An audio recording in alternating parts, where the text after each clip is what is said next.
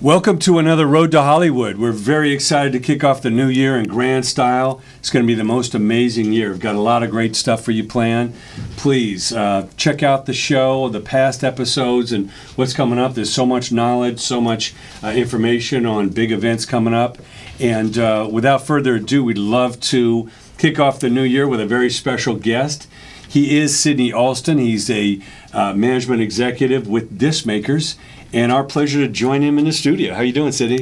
Pretty fantastic. Pretty fantastic. It's great to kick off the new year with a special show here. I know we're going to be talking a lot about, putting together your ultimate team, basically how to network, how to really maximize the moves. Because, again, there's really no rule book. And especially now, these days, everybody's pretty much independent. So it is what you make it. And that's what's really exciting. Why don't you tell us a little bit about your background, how you got involved in music, and what led up to, your professional career here? Well, I started playing in the band in high school, playing trumpet, and got good at it. Ended up doing a really short tour with Maynard Ferguson, who was my trumpet hero. But I kind of wanted to do more. I wanted to dance and sing, so I taught myself to play the bass. Went on the road, got good at it, put together a band, got a record deal, my first record deal back in, I guess, a while ago with Virgin Records. Kept moving, found out a lot about record labels when I got signed. A few years later, got another deal, been playing music and just doing it all my life. At some point or another, I guess I've realized that I was booking tours around the world. I was, feeding a whole crew of people, light people, sound people, the band, everybody. And I realized I was good at it. So I wanted to be more on the business side. I went to Disc Makers, told them who I was. They gave me a job. Started out at the bottom, worked my way up. So now I'm here in LA, managing artists, networking, hanging out with Jay. Well, that's great. You've got such a interesting perspective because having come full circle, everybody's independent right now. But back in the day when you were growing up, I'm sure getting a major label deal was the panacea, the holy grail, the ultimate of goals. And tell us a little bit about that experience, and what was an eye opener as far as what was the myth about when you finally got in there and had a record deal? What was it that you didn't expect? There were a lot of people who had deals, and a lot of people who never saw the light of day, and it really was the end of my situation because of the record deal. I had to start all over when that was all over and build up from the beginning. I mean, the key to any artist, whether you're signed or unsigned, is about fans. You have to have fans. Fans is the key. And the record company isn't necessarily going to automatically give you those fans. You got to go out and earn them. And I'm sure back then, Virgin Records, it was very much about putting the song out to radio. And if radio didn't take it all the way, all the other pieces didn't fall into place.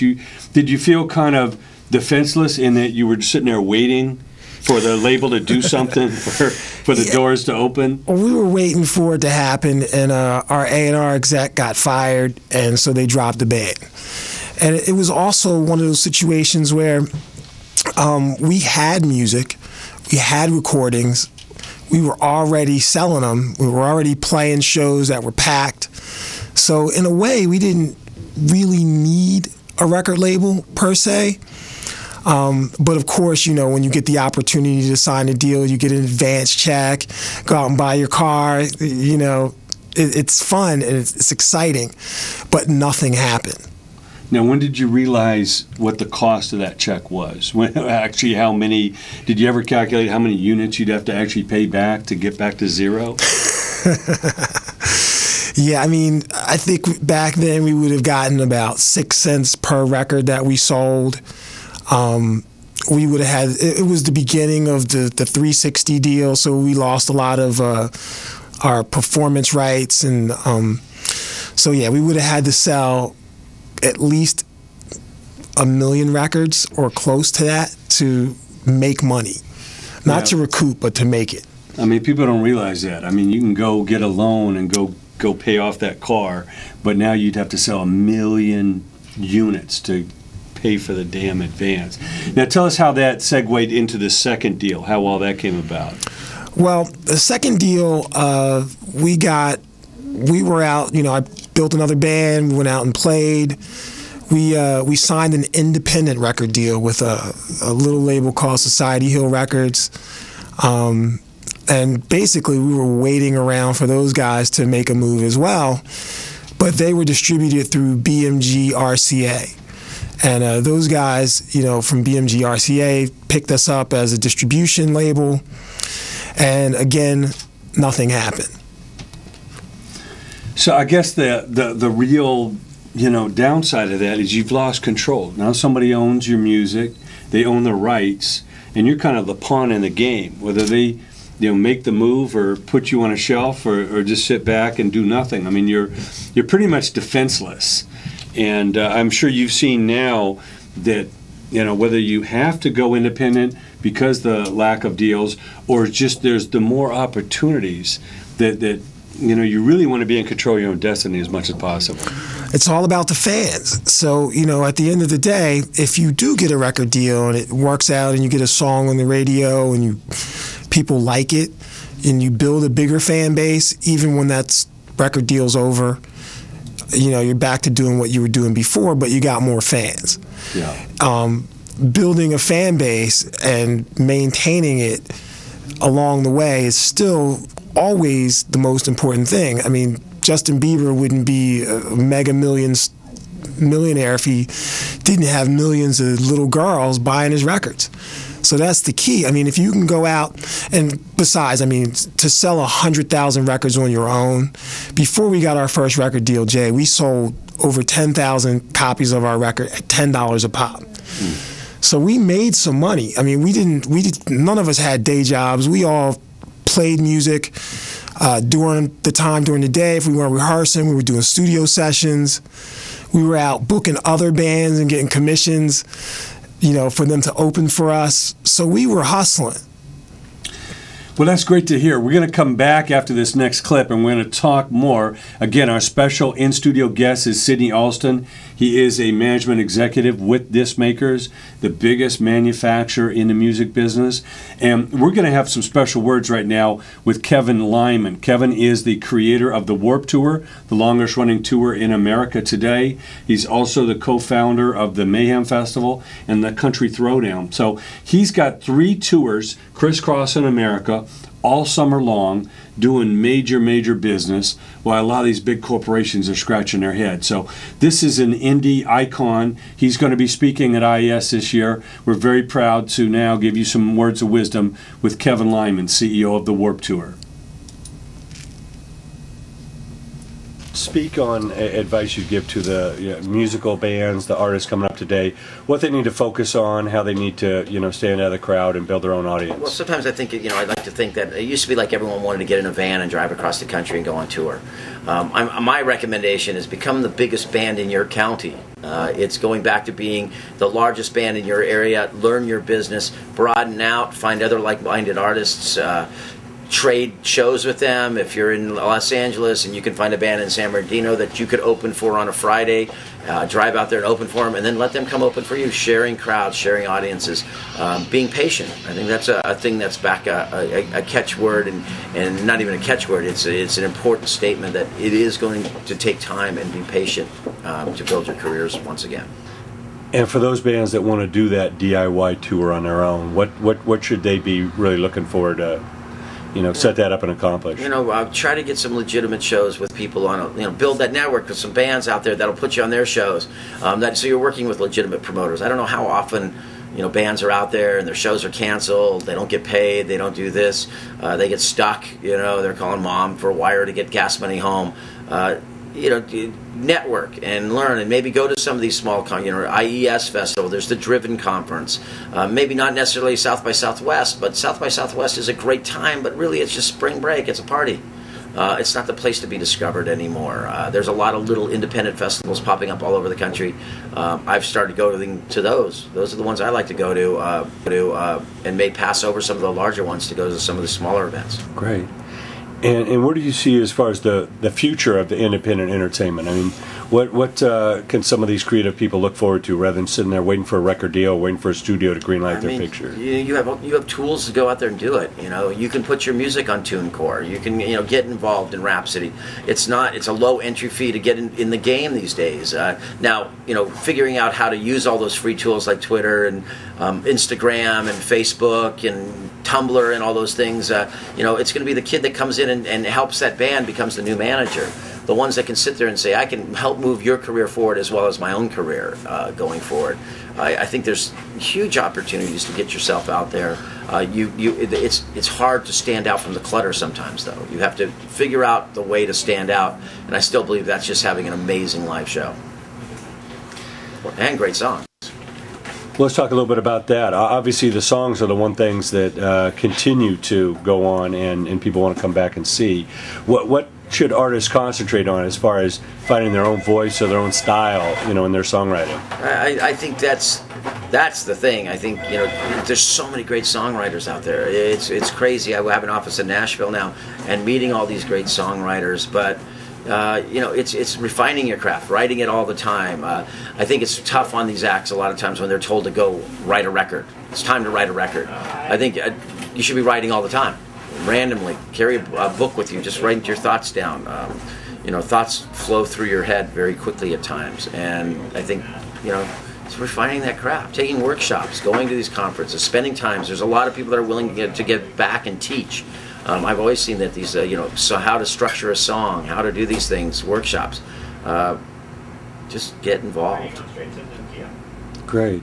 And in closing, any last bits of encouragement for the creative artists? Hey, we can all read the papers. We can read the downfall of the music industry. We can read about the film industry going away or the piracy and all that kind of stuff. It's just making us all accountable and making us a lot smarter in the way we do business. I think I've been lucky enough to stay streamlined for 30 years. I never have let my business become bloated or think that tomorrow's that we have it locked down. I mean, we work hard every day. I mean, yesterday I was actually sitting there I was speaking at the surf industry conference, and I was like, wouldn't it be nice maybe to sit on that boat? But I got to get going. I got to get back to work in 10 minutes, And that's what you do. You get up and work every day. Again, some great words of wisdom from Kevin Lyman. He is the founder and creator of the Warped Tour, Mayhem Festival, Country Throwdown. Have you ever been to the Warped Tour? I have. It's an amazing. It's like a traveling circus. I mean, every city, they literally build a city within that fairgrounds or parking lot or wherever they are, and between the artists performing and they've set up their own merch tents and everything. It's pretty amazing education for the artists to really learn what it takes to go out there and build fans, sell your merch, really deal directly, one-on-one with the fans. What do you think of it? Oh, I love it. I saw Skrillex before he was actually Skrillex, when he was just Sonny, playing in his band on the Warped Tour. They were touring Let Live and a whole bunch of other great rock bands who, built up their power and their fan base and their network from playing at the Warped Tour and Ozfest, and there's quite a few of those tours out there. Well, yeah, it's exciting to, like I say, take it on the road. A lot of people, they want to go on a tour, but to try and be a headliner and actually the onus of packing that club on your own, even if you're getting a little airplay or whatever, is pretty frightening. And it's so much better sometimes to band together with other artists that are already doing it. I know everybody would love to open for the big, giant, arena headliner, but those are coveted slots. So tell us a little bit about what you've seen, some of the creative things that some of the bands or artists do to kind of, get on the road and build some of their fan bases. Well, I think you got to be somewhat unique in your approach to trying to build a fan base. Everyone can, all the bands out there are great. So you got a lot of great bands out there, but what makes you stand out? And that's what's going to allow you to build your own fan base. There's a lot of bands out there that are either playing at clubs. You know, I did to get my second band off the ground. You know, we had found a club that was willing to book us on Thursdays, pretty much whenever we wanted, but no one came. So what we did was we found a trip to the Bahamas for $89 online. And we bought the ticket, and we had a hot legs contest. It offered the trip to the Bahamas. We went around to every strip joint in the area, gave it to all the strippers, and said, hey, you know what? You can win a trip to the Bahamas, and the way you win is to bring all your friends. It's going to be about audience participation. And then that Thursday night, the club was more packed than it had ever been, ever. It was so packed that everybody couldn't get in. And it actually launched that band. We were able to play other clubs, you know, the pictures, the videos, and, you know, they heard us and they liked it. So we were winning. The next week, it was just as packed as it was the first week. We did a set of original material with one cover song. By the time we, you know, the month was over, everybody was singing along with us. Well, that's a great story. You know, that's really about creativity. You know, a lot of people think, well, let me just work on my songs, you know, buy my CD, buy my concert ticket, buy my T-shirt. But really what you did was create an event. And at that event, you know, the guys wanted to be where the girls were, and the girls wanted to be where the party was, and everybody is word of mouth. They're like, my God, that Thursday was incredible. Let me be there next Thursday. And that's really what it takes a lot of times, is thinking outside the box, getting creative. You know, that $89, you know, vacation package, you know, probably bought you thousands of dollars worth of publicity and, you know, fans for the future. And that's really what it's about. Let's talk a little bit about that, because again, we've got social media. That's obviously, the internet is, you know, one of the greatest tools, but also it's kind of leveled the playing field. Everybody's got music. Everybody's on iTunes. Everybody's, you know, got their page out there. What are some of the things that you're seeing some of the artists do that to really stand out of the pack and really create kind of things like that, what you did with the show, but doing that online? What are some of the things you've seen?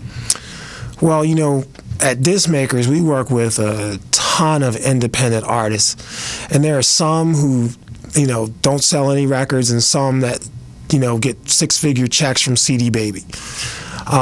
Some of the ones that I see that I really like, that I think are good bands, also do some things that, you know, maybe might be considered gimmicky, but it's part of who they are and what their culture is. You know, there's a band that I saw, they send out their newsletter, and their newsletter is a cartoon. The entire newsletter is a cartoon, and it shows, you know, it has names of people that they saw at the venues that they played at, or they include tweets and Facebook pictures and things like that, and they cartoon and make it look really cool, and it's interesting to look at. I mean, you can do an article instead of just telling people, you know, we just went in the studio and recorded a new record. You know, sometimes it's you don't have to engage them that way. It's about what are your songs are about. Maybe your songs are kind of silly, so you write I used to do a Dear Sid column. I put this big long nose on this comic book character, and I would write, you know, all our songs were about having fun and drinking and partying. So I wrote little stupid things. I met this girl at the club the other night, blah, blah, blah, blah, blah. And I didn't realize how powerful it was until one day I didn't put that on my mailer. And people started asking me, dude, where's the Dear Sid column, man? I read that Dear Sid column every time I get it. So, I mean, for every band, it's going to be different. Maybe that's not your thing. Maybe you're a metal band, and it's heavy, heavy metal. Or maybe you're like a hardcore hip-hop band, you know, and it's about the clothes. Maybe you hook up with some stores or lifestyle shops. They'll sell your CDs, and in return, you take pictures, you wear their clothes. You know, it's about working together. Well, that's very important, again, is to, you know, stay on top of it. You know, not only learn from people that know more, done it, you know, and follow examples. You know, what we love to see is not only what works, but sometimes what doesn't work. So you either put a spin on that or know what to avoid. But, you know, there are no more rules. You know, there's not one MTV or one radio chain or one, you know, internet site. It's very much the Wild Wild West. You know, what was hot 2 years ago might be passé today, and it might be something new next month. So that's what's really exciting. Again, our guest today is Sidney Alston. He's with Disc Makers, #1 manufacturer in the country. Their sister company, CD Baby, is a giant in the world of digital distribution. When we come back, we're going to be talking about what it takes to put together the ultimate team and really survive in this day and time. And right now we're going to go to some clips that we went backstage with E40 and Mac 10, two icons of the independent world, and they school you a little bit on what it takes to stand out and what's important today for them to really bring you their music.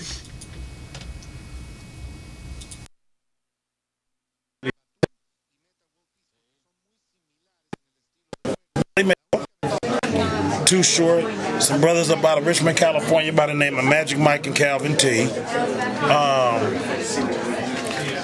KRS-One. These are people I grew up on. Ice-T, African Bambaataa, of course.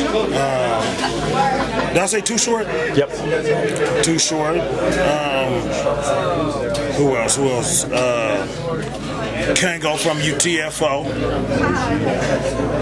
People wouldn't even notice. See, I pay homage to all the ones before me, man. You understand me? Y'all gotta pay homage to me, youngsters. You smell me? I already carved my name in I already, you understand me, carved my identity into the history books, whether you like me or not. But at the same time, man, no, that's who. Well, we're celebrating the best of the West. What does Tupac have? What role does he play in the history of West Coast hip hop? Man, right there with NWA. Right there, man. He's a pillar. He's a pillar. He definitely a staple in the game. And the West Coast would be much different if he was still alive. We'd be more, you know what I mean? We'd be out there, man. But, you know, rest in peace, Tupac, we love you. Greatest rapper of all time. We love you. You understand me? And we in this thing, man. You know, I know he'd be proud of those who, you know, still keeping it thorough, organic, and solid, like myself. You know what I'm saying? And a whole bunch more of us, West Coast. There's so much talent up in the Bay, but the rest of the country, even down south here, we don't necessarily hear all these artists. What advice would you give to those Bay Area artists to really spread their wings and become national or international artists? Once you get on, the thing with a lot of the young artists is that they got a lot of talent, but you got to stay on the case. You got to stay on it. You can't get relaxed. That's what people don't understand. You can't get relaxed in this game. You got to stay on the case like a lawyer. You got to keep your foot on their neck. You cannot stop. You got to stay aggressive. And those who haven't made it, if you keep throwing shit at the wall, just taking shit, just throwing it, just keep throwing it, eventually one day it's going to stick. But the most important thing of everything is to stay prayed up and ask God and go by what he tell you to do. You in there, stay fixed, keep your faith, man. That's it. Way back, man, the West Coast, K-Day. What was the artist out there that really made you want to do music yourself? Eazy-E. Easy was the coldest. He was the greatest ever. You know what I mean? He the first one to take like the business aspect of it to the next level and all that kind of shit. You know what I mean? Easy was a hustler, man. And what does NWA mean to the history of West Coast hip hop? NWA mean everything to the history of West Coast hip hop. I mean, West Side Connection wouldn't even exist if it wasn't for NWA. You know, I always tilt my hat to him and pay homage. You know what I mean? NWA forever. That's how I go. That's beautiful. And with such a changing business environment out there, what's your strategy these days? You know, in the music business, how are you getting it in? just stay hustling, man. It's all about reps. You know what I mean? Reps make you better. Period. It is all just stay getting it in. You can't never rest. You can't let up off the gas. Talk a little bit about the new era of the West Coast. Obviously, you got G Malone out there. What do you feel about some of these other rappers in the future of the West Coast? I mean, a lot of these dudes, some of them is garbage, but I give props to a lot of them though, and a lot of them I'm riding with them. You know, I like 211, I like Joe Moses, I like Rocket, you know, I like YG Soprano, I like the Majo, I like L Boy, like, you know, I like the ones that really get in. You know what I mean? So shit, I'm all with the youngsters, man. I'm with it. And what advice would you give to new artists coming up today to stand out and really find their own sound? Keep mixing that shit up and keep whooping until it get rock hard for you. You know what I mean? You gotta just keep going until it come together for you. That's it. Take some chances. Yeah, you gotta take chances. You can't win. You ain't hustling if you ain't taking no chances. Right. So you know, that's what it's all about. Again, great words of wisdom. That was E40 and Mac 10 live on a Special K Day event. We're excited to bring you so much behind the scenes in the music business here on the road to Hollywood. We've got a very special guest in the studio today. It is Sidney Alston. He is a management executive with Discmakers. Let's talk a little bit about that. We're going to talk about putting their team together, but let's talk about that when people like think that CDs are over. It's just, you know, they just want to like push that off to the side and say that, oh, it's just digital, I'm just going to put my CD up here. What are they missing out on, and what do you see from the side that still lets people know you still got to be physical, digital, mobile? You got to really surround them, not just have one thing just because it's easy. Well, you know, there's so many different types of music out there, so maybe the only thing that's fully digital is what you hear on the radio. So if it's not on the radio, you know, how are people really going to know it's there? CDs kick in, you know, at your shows, when you're at events to network, you're giving it to the producer, the radio station. I could go down that list. But strangely enough, this has been our biggest year. Discmakers is still growing, which is pretty exciting, actually. A lot more people are finding the need for CDs, and I'm hearing now that vinyl's also pretty popular too. You know, plus we do mastering and artwork. It takes so much to make a record, from the writing the songs, producing the tracks, everything. It's just so much that you have to have a huge team of people behind you. Well, I think a lot of times, you know, everybody's looking, or a lot of people are looking for a shortcut. And if they can take that off the table and say, okay, I don't need CDs, I don't need to go to stores, it's kind of like they're trying to simplify it. You know, let me just upload this to, you know, to the web, and I'll be done with it. I'll just wait for those checks to roll in. And as we know, it's made it so easy to put your music online that unless you're really out there campaigning for it, and that's really what it comes down to, you're not building your fan base, you know, or, you know, if you're not giving them a real reason to get behind you, maybe they're listening, but they're getting it for free. So, you know, let's talk a little bit about putting together the ultimate team, because that's really what it comes down to, is building a campaign. You know, when we see these people that just ran for president and governor and mayor and, you know, councilman and senator and all that, we saw what it takes to get out there and really compete in the market, you know, get out there and build your constituency, you know, really give them substance. Why should they vote for you when there's 3 or 4 or 5 other people, you know, they're all campaigning for that same office? Let's talk a little bit about some of the elements it takes to make a great team these days. And more importantly, you know, there's only 100% of the pie. So you just can't start bringing on partners and carving it up and think you're going to end up with the, you know, the whole pie. So let's talk a little bit about what you see these days, some of the creative way people are putting their teams together, kind of getting their campaign rolling and getting a buzz going. What are some of the key elements to the team do you see for an artist? You know, you really can't put together the team until you have it together yourself. And then you know, your manager. You can go out and find a manager who will actually help you team build as well. You know, there's the 3 essential things that you need are going to be a manager and a lawyer. That's going to be 1 and 2. and someone who can help you create the music. You know, whether it's somebody who finances it and sends you into the studio, or whether somebody who owns a studio who's an accomplished producer that can make it sound like a record. Because at the end of the day, there's so much music out there that you really do have to sound as good, if not better, than the record they heard before. Well, I think that's really key. You know, we talk to so many people that are just churning out music. They're making music every day. You know, guys call and they say they're releasing a mixtape every week, and it's like, why? I mean, you know, if you haven't really started to, you know, build that audience and have that song that people are reacting to and be able to kind of build that momentum, you know, does the world really need another million songs? And the answer is obviously no. I mean, there's billions of songs on iTunes, and I don't know if you've heard any stats from CD Baby, but how many of the people, in other words, it's like 1% of the artists are generating 99% of the sales. Do you have any figures from CD Baby on that? I don't have any actual figures from CD Baby, but you know, I guess because I do the CDs, people call me up to make their reorders, so I can see who is selling and who's not. And interestingly enough, a lot of people who use CDs as promotion, they found some really clever ways to make it work. You know, at big events that they can go to or be at, they'll slip their CDs in all the gift bags so that people walk away with their picture and their music. And it matters, you know, because they might go look them up, see what they're doing online. If you got a video to correspond with a song, you get more hits. It's really about being clever with that.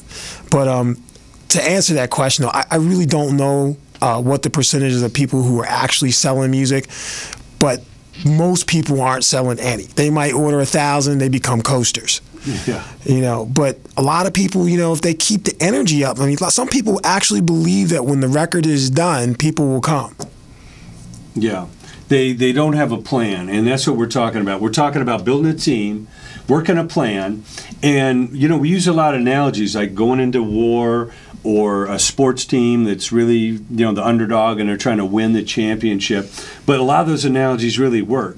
You know, it doesn't really matter where you start, but where you end up. So you can be the underdog, you can be off the radar, but it still doesn't mean at the end of the day you can't end up being, you know, a winner. You know, one of the top artists that people are buzzing about. And even these days, independently, it's not so much about the old days of gold and platinum, but are you profitable? Are you in the black or in the red? You know, I mean, we work with a lot of artists that make a profit off selling just a few thousands of units, and exponentially with a great live show and a lot of hustle, that can turn into 10 and 20 and 50,000 units. Now all of a sudden, you're in the leagues where you're generating hundreds of thousands of dollars. You're out there touring. You know, we use a lot of examples. Of course, we inducted Tech Nine in the IS Hall of Fame in our hip hop honors last year, and he's amazing. We're going to have Violet Brown in the next couple weeks talking about strange music and the amount of business that some of these guys do just under the radar. You know, This isn't your pop artist. They're not on BET. You know, you don't hear them on the radio. But at the end of the year, you know, they're making millions. Where a lot of these guys you think are the pop stars aren't getting a royalty check. And I think that's what's really key is to build your team. Now you talk about having a manager early, and I know you're the kind of manager that helps develop and nurture the artist. Correct. But I know a lot of people come to us and they say, you know, how do I get a manager and all that? And a lot of times what I think is important is that they actually have something to manage, or they're a manageable artist. There's somebody that's going to work closely with you, because I know a lot of people, they're naive to the business, think the manager is the investor, the manager is the guy who's going to do all the work, he's going to get the deal, he's going to book the shows and all that. Why don't you talk about a little bit about the reality of what a manager does and what he doesn't do? Well, and you know, a lot of people work in teams now with management teams because managers have become more than just a manager. You know, they do make the record sometimes. They do invest the money sometimes. But for the most part, though, managers manage what you do daily. So if you have shows, they call ahead to make sure that everything's going to be set up. What time do we need to be there? What do we need to bring? What do you have? What are we plugging into?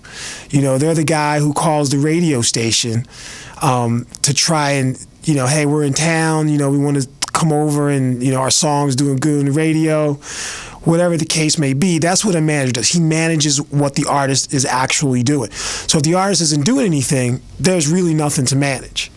And, you know, a lot of folks are, you know, hey, I got my record, I need a manager. But a manager for what? There's nothing going on. You got nothing happening. And you're right. I do actually like to develop my artists and create these things for them. There's not a lot of real managers out there that are willing to do that. You know, it costs money. They're looking to make money. So, you know, the payoff is, you never know what the payoff is going to be. You never know when an artist is going to be flaky and not show up and ruin your reputation. You just don't know. Yeah, it's kind of like that also on the label side. You know, so many people that really don't know the business, they hear the stories about somebody getting a big royalty check, or, you know, their label is booming and they're, you know, following in the coattails. But, you know, really, I think what's important for artists to understand is, what is a record deal? You know, the first lines of a record deal is you're signing away the ownership and the rights to your music. And these days with the 360 deal, you're signing away the control of your publishing. Even though they may not take all the publishing, they have the rights to pretty much do whatever they want with it and account to you later. Of course, they also have a stake in your merchandising and your live shows, even though they don't print any t-shirts for you unless they're promotional, in which they're going to charge you back on, and they're not booking any shows, but they certainly want a piece of that endorsement or that live show or the tour. And of course, if it's all cross-collateralized, it means you got to generate a lot of sales before you're really making any money. You know, a lot of times the artists in the past, they would pretty much give up knowing they're not going to make much money on the unit sales, but they're going to make it on the road if the label really gets behind them. But these days with that 360 deal, and you don't even have to be a giant label to ask for that 360. Even the little labels are using some of the same forms now. So again, this is the road to Hollywood. We're talking about being independent, really creating your own destiny. Our guest today is Sydney Alston. We're going to come back and talk about networking and being, you know, being at all the events, really learning from those that are doing it. We're going to go back to a couple independent legends. We've got Twista and Dub C backstage. We're going to be coming right back on the road to Hollywood.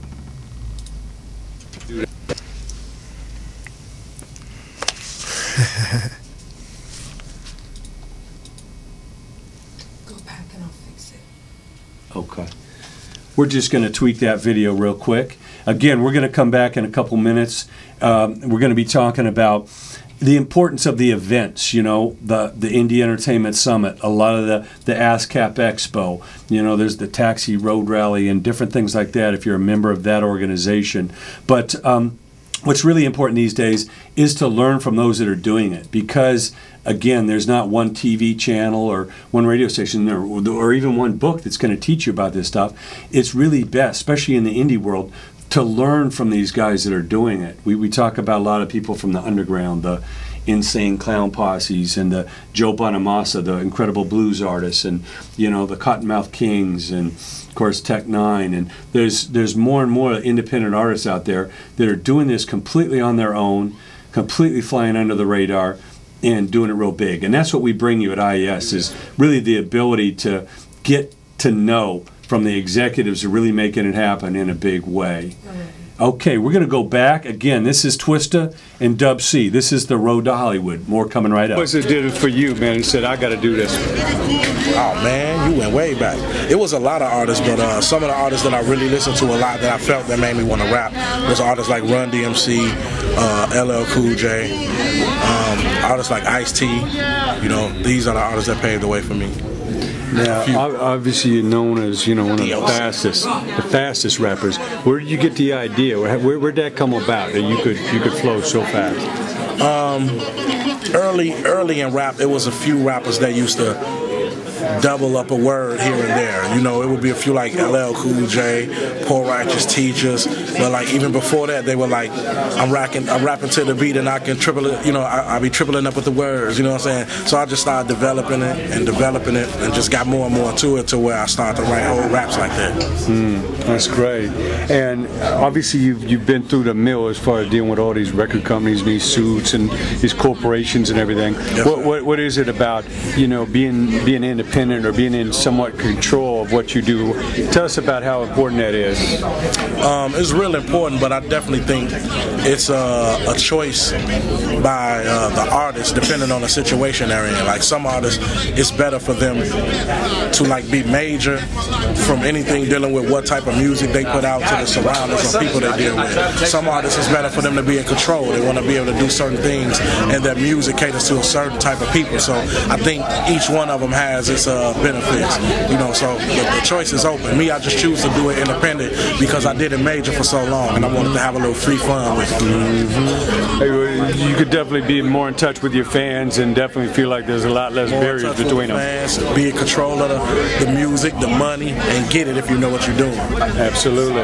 And what advice would you give to those new artists coming up? It's such a different landscape than when you started. You know, all the hills and valleys and opportunities. What would you suggest? Because a lot of these kids are still thinking they're going to get signed a big record deal, and somebody's sitting out there waiting to hear them rap. I mean, what advice would you give them to really build their own business and their leverage and their style? Definitely have more than one thing to fall back on. Don't just look at rap as a thing that you're gonna do like 100% and put all into. Like do something or have something else you can fall back on, as well as using the computer a lot. Like we didn't have the computer when we was younger, so today the computer can be everything from your lawyer to your record label to your studio or anything else. So use the computer to the full. So let's go all the way back, man. What were the artists and people that really got you excited about doing music? I mean, of course, definitely Run DMC, Grandmaster Flash, and the Furious Five. I was into artists like Keka Rockwell and just the Wild Style compilation. It was so many different artists that I was just influenced by. I mean, KRS weren't really like had me going with all the styles. That's why you hear me drop a lot of styles in my raps. And how about the West Coast? On the West Coast, of course, Ice-T, NWA, a lot of cats out there that was getting down. Even cats, that was my peers and stuff like that. I mean, CMW, a lot of cats out there that was just, getting down. I'm just happy to be part of it, and I was inspired by just the heartbeat of the West Coast. Now, in looking back at the history of the West Coast, what part do you feel you play? I mean, definitely standing up for the West Coast, coming out and getting down with the West Side Connection. I mean, everybody knows that. We stood up and went against, a whole industry that was hating on us, and not a coast, because we weren't directing it to the East Coast. We were directing it to cats out there who was hating and not giving us our just due. So, at the end of the day, we did what we did, but it's all good.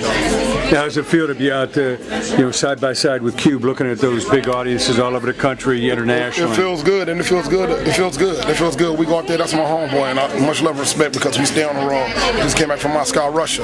But it feels good for me to come out here solo tonight and to look at, damn near 8,000 sold out, and everybody just up singing for Dub C. How does it feel to go to a country they don't even speak your language, but they're shouting your lyrics back to you? Oh, in Greece, they love Dub C.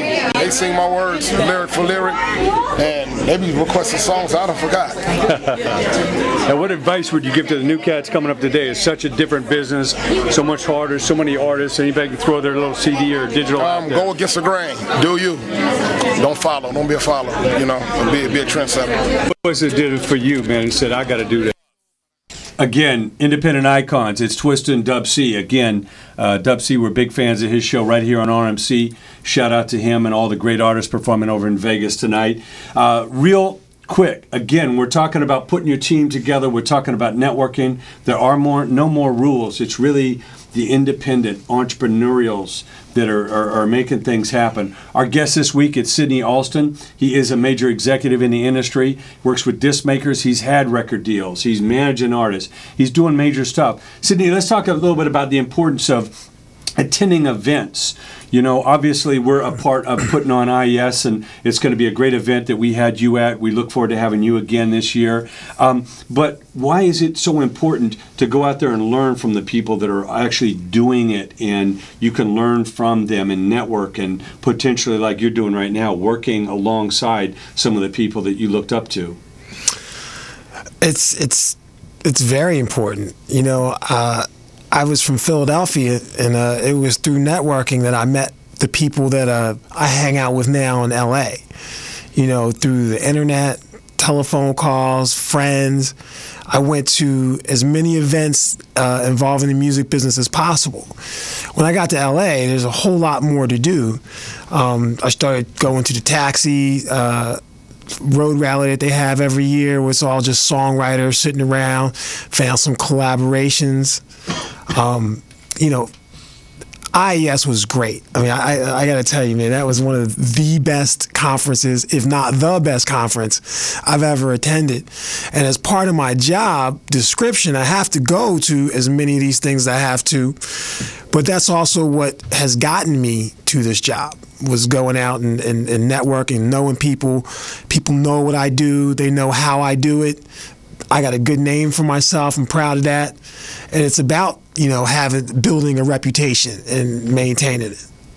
Well, it's so important. I mean, a lot of people, they sit on the internet these days, and hopefully they're not playing video games, but there's just so much you can learn, from that. It's really what you make of your time and, the direction and that. But I think what's really important is with these events is coming face to face, not only with your peers, the people that are doing it, and you can learn from them and network and maybe get shows in their area and team up on certain types of promotions together, but it's really coming face to face with what we call the legends, the icons, the trailblazers in the industry right now, that maybe you've heard about them, maybe you haven't heard about them, but to really hear from the people behind those artists. Like I say, to hear about the people behind Tech Nine or behind Ice Cube or behind, Cottonmouth Kings or Joe Bonamassa or any of these guys, and really find out how they've put that together. You really see they're real people. That's a real team. And without anybody just writing a $50 million check or, rich uncle that works at Sony, they've actually created their own world, their own destiny. And that's what's really exciting. So I think that's one of the most important things about IES, of course, which is right here in LA. It will be August 7th through the 11th, and we're going to be giving you out the website again to glean more information, and that is IESFest, FEST.com. It's short for festival, IESFest.com. And I think the ability, it's a 5-day conference, and so many of these, they're a day, they're a few hours. I know Taxi's like a 3-day thing, but you got to be a member of Taxi. IES is open to everybody, and we're really incorporating not only music, but the filmmakers, the videographers, the actors, dancers, DJs, the comedians, because we really feel that, unlike the past where they segregated everybody and the filmmakers go to this conference and the DJs are over here, and if you do video, you got to be at this one. We really feel that it's really opening up now more and more, and the independent artists or managers or labels are gaining so much traction by networking with everybody that's creative. And if you're going on a tour, like you say, you did a special event, it's more than just showing up at the club. You might have a hot legs contest, or the Miss whatever contest, or you might have a DJ open up, or a comedian in between acts, or some classic cars in the driveway, the parking lot. Now all of a sudden you've created an event, and that's what's really exciting about IES. We've heard from so many people since the last one. They got tours out of it. They've hooked up deals. They're now networking. We had Nate Beats on last week. He said he's now producing tracks with Lil Wayne and 50 Cent and Tech Nine from people he met at IES, and that's really what it's about. We're really excited about bringing people together. So there's over 80 different intensive workshops and seminars. A lot of people are boggled, by the amount, but really, there's that much. And one of the key things that we're doing at the event is we're letting individuals like yourself really talk and go deep. What we're not a fan of is all these conferences that have 7 or 8 people on the panel. They spend half the time introducing everybody, and the second half, like little one-liners. Well, what do you think about this? And they go down the line, wow, we're out of time. And to me, it's criminal. When you got a Sidney Alston, you have a Violet Brown, you have a Steve Lobel, you have a Brian Shafton. Look these people up. They're doing legendary business. And to get little sound bites from them is not enough. I got to tell you how it works. I got invited to a party at Sean Kingston's house for Christmas with Chris Brown, Rihanna, Soulja Boy, and I bumped into Steve Lobel at Sean Kingston's house, and he remembered me, and he said, "Hey man, what's going on? How's your artist Major doing?" So it mattered, and somebody overheard that who does costume design and treatments for videos for some really big people like Lady Gaga, Nicki Minaj, offered us to come down and meet and try on some of their clothes. So I mean, those things matter, and it is about those connections that you have, and it's almost cool to be seen by somebody who is somebody and they know who you are because you met them, and the only way you would meet them is through an event like IES, where you're that close, where those guys are walking around and it's okay to go up and tell them who you are. And it's, the music business is funny too. Everybody has somewhat of a little ego, and these people have done more than you. So it's not always about you telling them what you do. It's about asking them what you should do. Well, I think that's it. Especially these days, everybody's proud that's making things happen. And we all like to give back because Steve Lobel talks about how Jam Master Jay gave him his shot. And we all have mentors in the business. And we feel really great about giving back to the next generation, the artists that are coming up, because we know it's part of the cycle. And it's not like these are trade secrets. You can find out how Tech Nine did it, or Bone Thugs and Harmony, or Joe Bonamassa. It doesn't mean you can do it exactly that way, or else everybody would be a star. But it's really learning from the people, not only about what they did, but learning about that undying passion. You hear E40 talking about you got to keep the throttle full. You got to love what you do, so you get up in the morning and every waking moment is for what you love. And that's so, so important. We're going to go to a little clip right now and come back. We're going to be playing some of Major's music. We're real excited to bring that to you, Sydney's artist. But right now, let's hear from some of the artists. These aren't the celebrities. These aren't the big speakers. But these are some of the actual attendees that just came in, attended IES, and we asked them what they thought of it, what they gleaned from it. So again, this is a little behind the scenes at IES. We look forward to having you be there this year.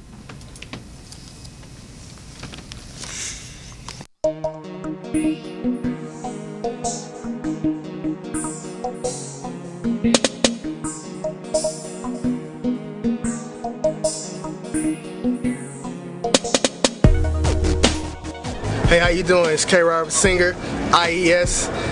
Representing. It was unbelievable. A lot of information, a lot of great information. You can't buy this stuff, so it was great. A lot of performances, had a lot of shows. It's pretty good. Yeah, this is Flow Rocker, man. Flow Style Entertainment. IES Fest was the best fest that you're gonna get, man.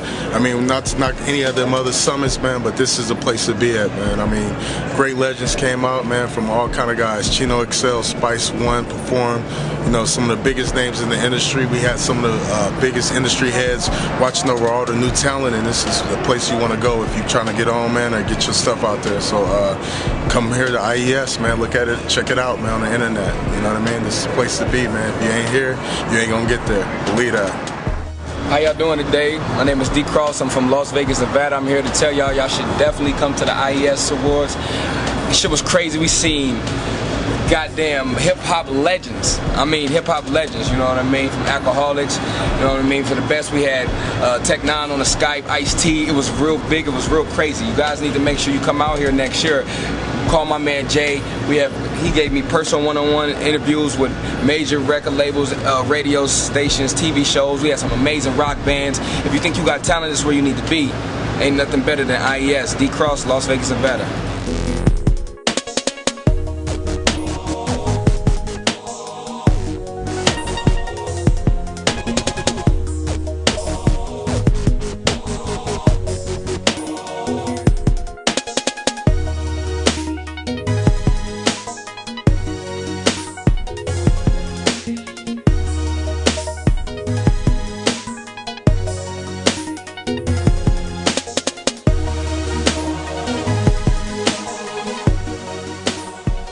What's poppin'? It's G-Knock, aka Gino Carnell, down here at the IES Power Summit. If you're not here, why you wasn't here? It's been poppin'. Nothing but legends, hit makers, beat makers, platinum artists, gold artists, artists from all over is making it happen. Don't be lazy. Get your grind on. Indie Power will make it happen, can make it happen. Indie Power is power. And you want power, don't be powerless. Stop sitting on the couch, stop standing in the mirror, get up out, get your grind on, get your hustle on, do what you love to do, get paid off of what you love to do. It's G-Knock, that's right. Indie Power, IES, hook up with my man JW, do it big, go beyond. Peace. Yeah, it's your boy Randy Boston checking in, Cold Crush Music Group, Flavor Collection. I'm out here at the IES event, the Indie Entertainment Summit Live 2012. Yo, if you wasn't here this year, you need to try to make it next year. There was a lot of experience here. The panels was great. I've been to several music conferences. They have old, washed up people that's not even relevant in the game, in the industry, come up here and talk like they know what's going on. We had real people here talking about real things. I learned a lot of stuff myself, how to grow as an artist, management, you know, learning how to perfect my craft, being a better artist, promoter, everything. So you missed out. Also saw some legends here, man. We was on the stage with Spice One. We had the Alcoholics here, you know, straight legends, man, and they was in here dropping game, letting artists know you can make it as an independent artist. So don't ever lose hope. Need to holler at my man J2. Pow. My name is Lonnie Dangerous. I'm just a tip on iTunes and CD Baby. I'm here at IES.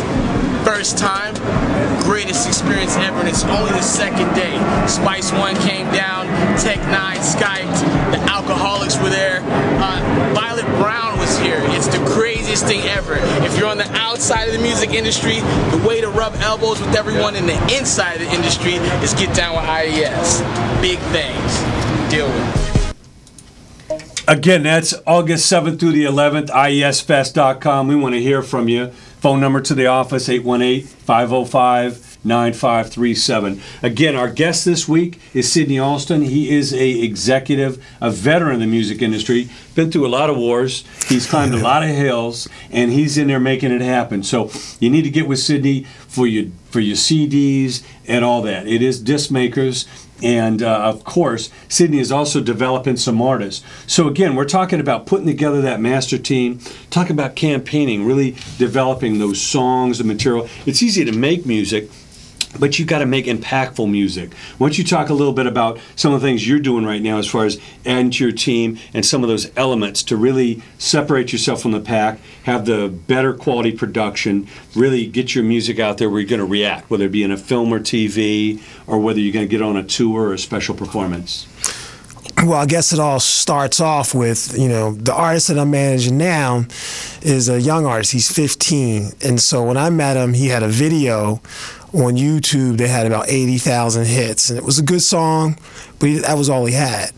So, you know, we are developing from the bottom up. But now we got a lawyer. We partnered up with Fred Durst, who has signed some pretty big bands and, you know, was in Limp Bizkit himself. You know, we're able to go to these real cool parties and things that are going on. We recorded with some of the biggest producers in Hollywood, even though I can't play any of their music for you. We've recorded with producers all around the world, actually. Frederick Thay, and it's been a blast. We've done some shows, some pretty, you know, crucial shows where we've played some festivals. And right now we are showcasing for some independent and major labels. You know, and I guess that whole showcasing for the independent major labels is more for me about the process. You know, the more you do it, the better you get at it. So when that deal comes along that you really do want, you're ready. So we are getting the artist ready. He's only 15. He's got a long way to go, but he is completely ready at this point as a singer, a songwriter, a performer, and he's pretty unique. Okay, great. Well, we're going to be listening to some of his music coming up just in a few minutes. We're wrapping up the show. Again, it's been our pleasure to have some really exciting guests on this week. Again, every week we're going to have all sorts of information, people in the studio, people we've caught backstage, on tour, behind the scenes. It's really what it's about. You know, you got to be a student of the game. It's really an art to this. And for those that are really doing it, there's always something to be learning. You know, I'm celebrating now my 40th year in the business, even though it's kept me very young at heart. I started in the early 70s, and I've seen so many trends come and go. And you know, the independent world is just more stronger than ever. So it's really, really exciting to have guests like Sydney in with us. We're talking about building your team, talking about attending major events like IES. And we understand that some of these are very expensive. Some of these events, South by Southwest and the Muse Expo and all this, it gets very, very pricey. So what you need to do is figure out if you can only attend, you know, an event or two this year, really do your homework. You know, we want to be there for you and give you that value. Not only is IES a fraction of the cost it takes to get into that, but it's so convenient. Based in North Hollywood, Universal Studios, and City Walk, and the Hollywood and Highland area, everything's on a subway. It's free parking. There's inexpensive places to stay. So that's really what it's about. A lot of times people, they come into this business and they want to hit a home run on their first pitch. And what we really teach them is, the whole idea is to perfect your swing. The idea is to come to bat as many times as you can, pace yourself. If you're banking on hitting a grand slam on your first pitch, your odds are kind of like winning the lottery. You know, but if you come in there and steadily learning your craft, building your network, showing and proving what you can do, you can build this step by step. And we talk about the tortoise and the hare story all the time, because so many people want to get to the finish line, but they don't want to run the race. They don't really want to learn the process. And what's really, really important these days is that you learn the process. You study, and again, we're glad to be giving you this information here at the Road to Hollywood. We're going to be back next week with some real exciting guests. I want to thank our guest today, Kevin Lyman. He is the CEO and creator of the Warped Tour, E40, Mac 10, Twista, Dub C, and of course, our in-studio guest, Sydney Alston of Disc Makers. We're going to listen to one of Sydney's artists right now. He is Major Mina. This song is called Never Wanted to Fall. And we'll see you next week on the Road to Hollywood. This is Major Mina. This is IES, the Road to Hollywood.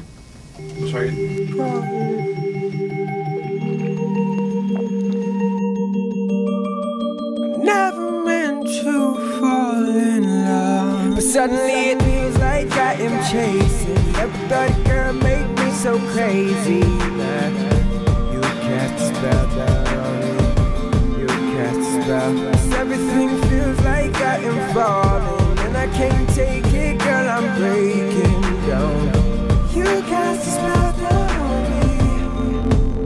I never wanted to fall, baby. Long that I had it all, baby. And you win and you take me. It's been changing. Never wanted to fall, no. You that I had it all, no way. Yeah. And you came and you take me.